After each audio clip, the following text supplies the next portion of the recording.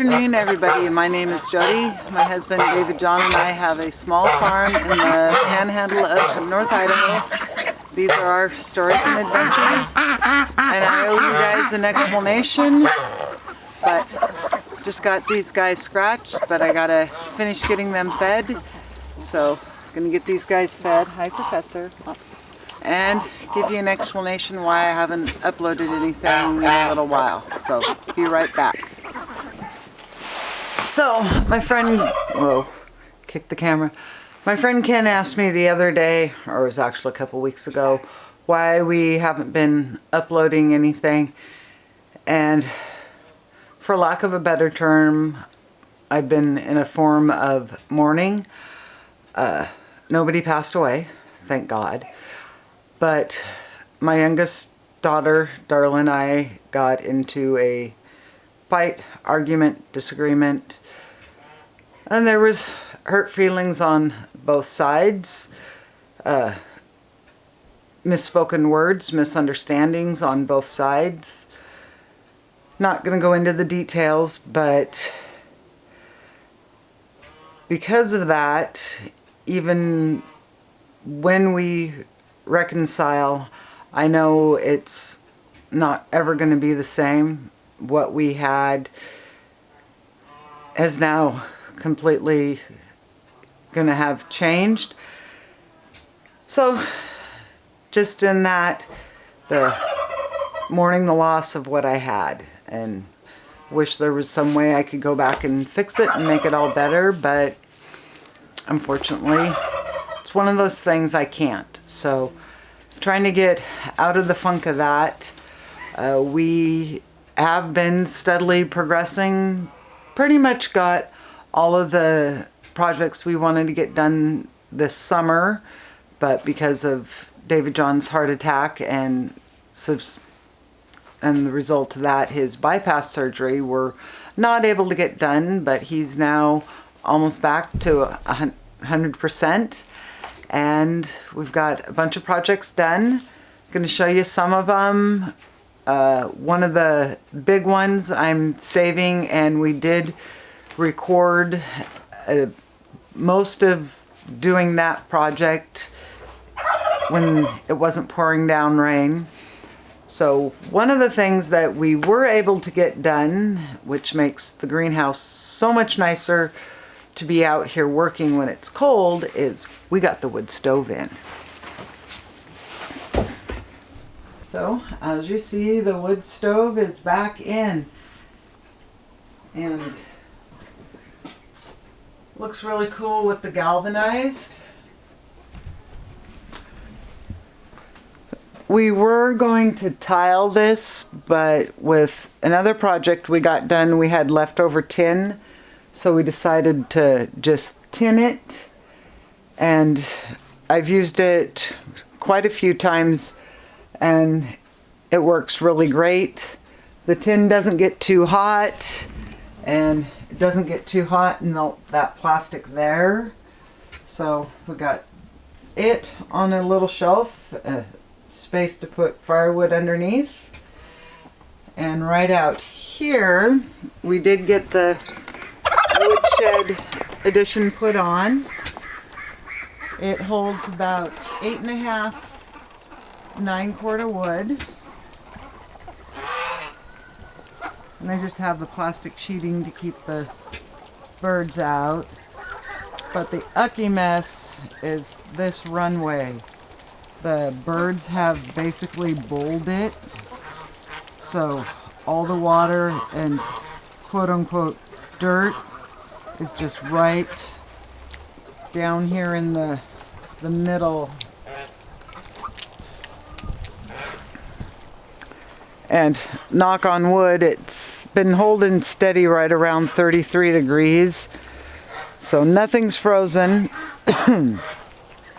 But it has been raining lots, so just have a muddy, gooey mess. But in the clear covered shed, the Orloffs basically roost in at night. Just had that little bit of firewood left. I'm gonna put some scratch into it.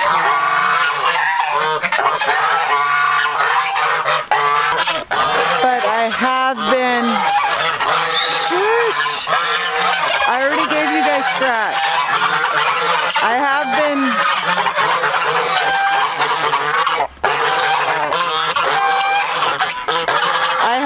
collecting the quote-unquote mud and shavings and stuff and adding it into the compost bin. Let's go over here where the geese aren't going to be as loud.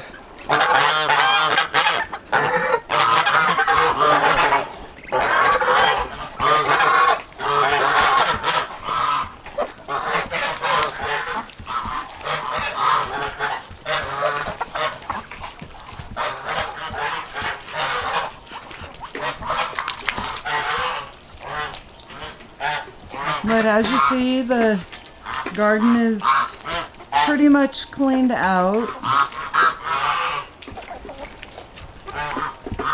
I just went through and snipped the plants off and left the roots in the ground. Next spring, they'll be pretty much either completely rotted away where the hard stubs will just pull out, or they'll be rotted enough that I'll easily be able to pull them out. But still have those two beds to clean. And that area to get cleaned up.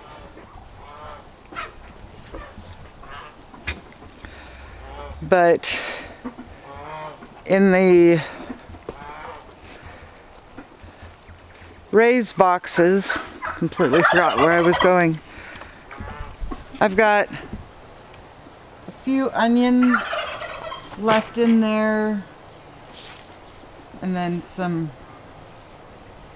self-started peas. It looks like a pea pod fell, because I got a bunch of little peas growing there.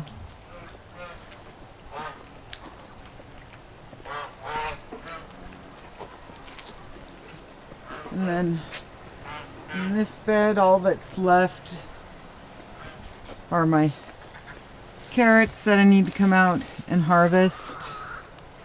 Got the strawberries.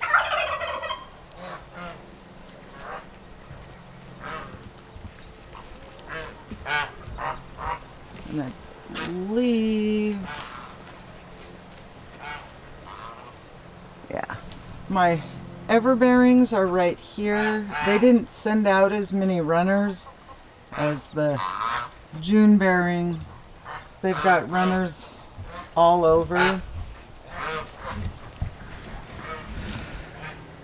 But I have a plan for those runners, so as I'm stepping on them, I didn't clip them off this fall. I'm gonna, when I get the raspberry, or not raspberry, when I get the asparagus bed put in, I'm going to plant them in with the asparagus.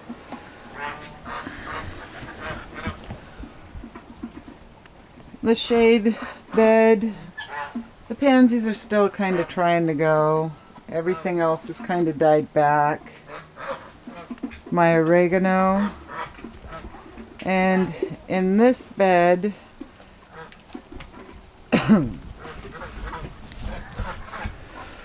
like this raised bed and all of these beds in this garden, next spring we will be having to get some soil to fill them up because they've kind of just shrunk down. Still trying to figure out what we're going to do about that muddy walkway, because can't put gravel down because their manure just clogs up the gravel, so it defeats the drainage. But out here in the new garden, was able to take the compost from last winter in the chicken coop. It was all are mostly composted down and it's looking really nice, and I just got almost all of these beds top dressed.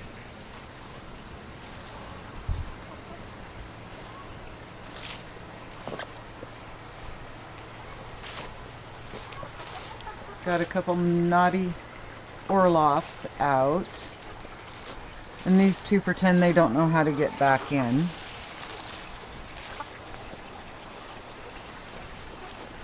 But I did get this flower bed in front of the house done. It has got the astilbes and the delphiniums planted in it. And I did plant the bleeding heart and tulips and daffodils in there. In the boxes that the astilbe and the delphiniums were in, I have them just set right over here, filled back up. Yeah, I know there's pumpkins sitting on them. And they've got tulips and daffodils planted in there for early spring.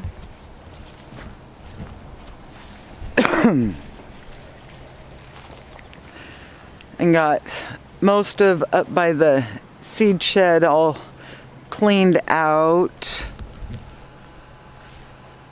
Yeah, don't mind my Christmas decorations in November, but the Muscovies have been getting out.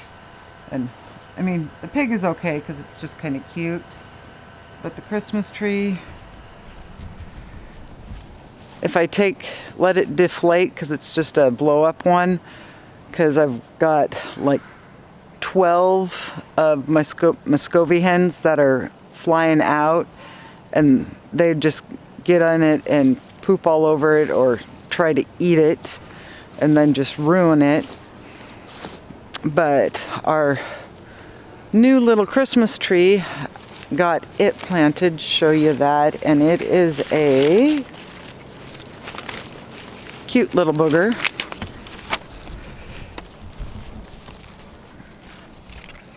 That guy right there, he is called a baby blue spruce.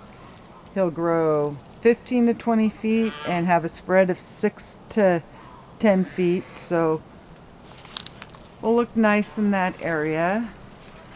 And I did over here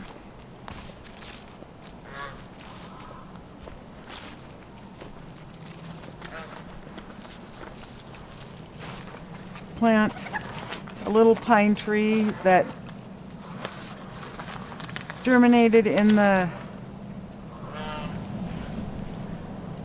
mound by the bog, and we don't really need another tree growing there, so was able to dig him out. It's one of the nice things about rain is it does make digging trees out a little easier. Was able to get like almost like 99% of his taproot, so which was fun because it was germinated where there was a bunch of rocks.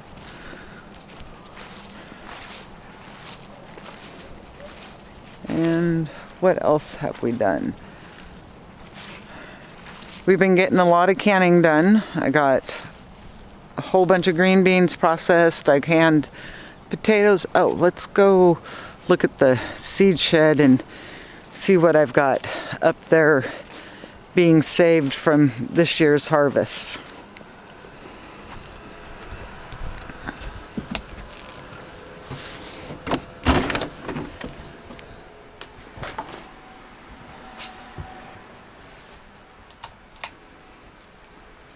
So up here in the seed shed, I was able to save a bunch of the striped Japonica corn for seed and decorations. Got my herbs, and then I've got corn there and corn down there. I am trying to save and dry some of the sunflower heads for future, but the begonias I have up here drying are onions, And some of our winter squash we grew. And then over here I have some potatoes.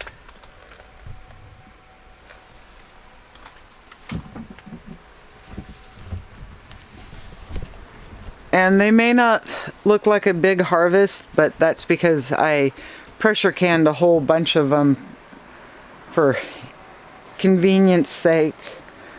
But for this winter, I'm just having the citronella plant out here and all of these mini palms.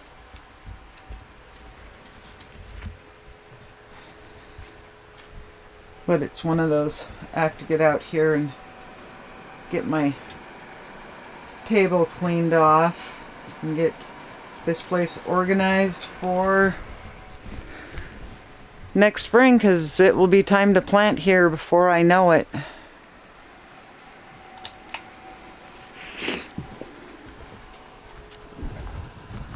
Come on, Belle.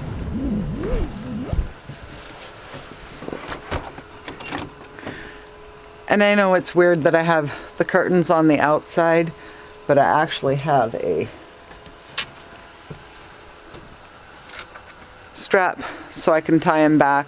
And the reason I put them on the outside is because it's an in-swing door and so narrow. Last year, with having the curtains hanging right on the front to block the light once we really get into production, it was pretty much a pain, and this kind of solves that. And plus it's a nice black backdrop for a family photo of some kind. Maybe. So the pine tree that I pulled out was planted right there where all those rocks are, and there's even more rocks under the bark. But I kind of got this bed all cleaned out, got the bog cleaned out, and that fence is just to keep the flyer girls out.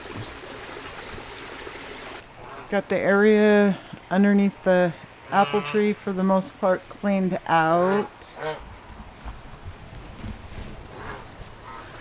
I cheated and bought a blower vacuum and was able to vacuum up most of the leaves. It really doesn't work on the pine needles, but the regular apple leaves.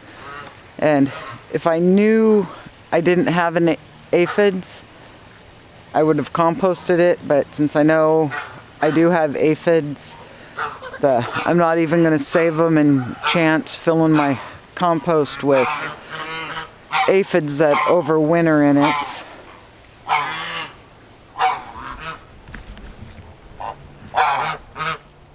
What you think, Loki? Loki.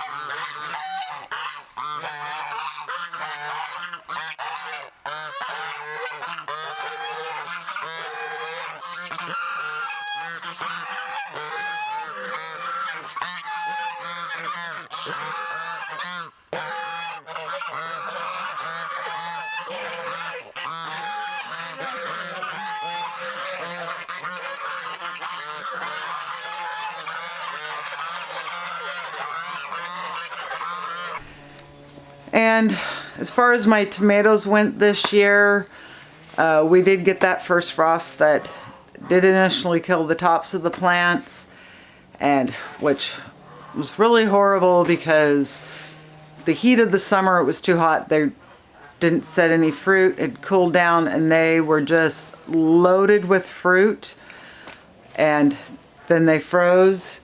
So when I was going through and cleaning the wall of tomatoes off, I did, and I know, appetizing looking tomatoes, but I did save several different types of the tomatoes that were red and ripe and labeled the plates, and I just have them up here in the greenhouse basically to let them rot so I can collect the seeds out of them.